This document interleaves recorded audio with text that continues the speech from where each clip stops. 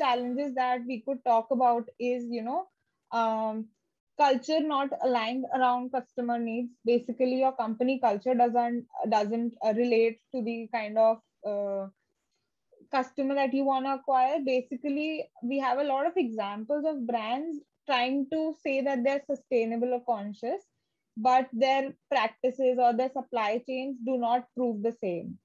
And this diversion between their reality and their marketing advertisement and the terms that they use to entice their customers is a big hurdle. They miss key technology platforms to manage data, and 35% of organizations struggle to manage data across multiple technology platforms.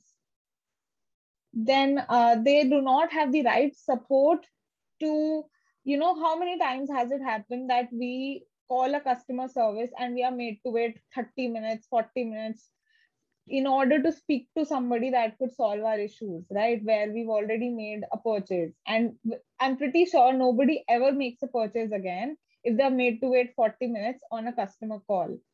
So 28% brands are struggling with the support to equip, the equipped support for their customer issues. And then they have insufficient expertise in data analytics. So what is the point of running all these ads, making all these campaigns, if you're not able to analyze what is working and what is not working for your brand? So 28% of organizations are also struggling with that. And we have 28% more organizations who are, even though who are happy with their sales, they're focused on sales before the customer, and that becomes a big hurdle in the long run for the brands.